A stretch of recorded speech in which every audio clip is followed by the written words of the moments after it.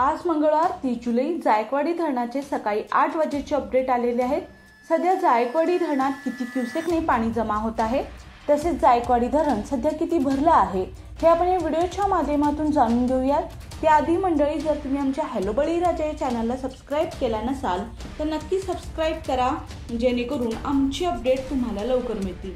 आज सकाळी 8 वाजता आलेल्या अपडेटनुसार जायकवाडी धरणाची पाणी पातळी फुटामध्ये 1497.68 इतकी आहे।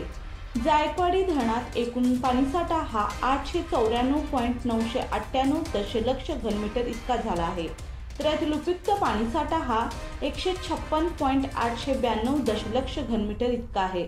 सध्या जायकवाडी धरणात 3278 क्युसेकने पाणी जमा होत आहे। काल रात्रीच्या तुलनेत आवकमध्ये वाढ झाली आहे। काल रात्री 2462 क्युसेकने आवक येत होती। जायकवाडी धरण सध्या 6.88% भरले आहे।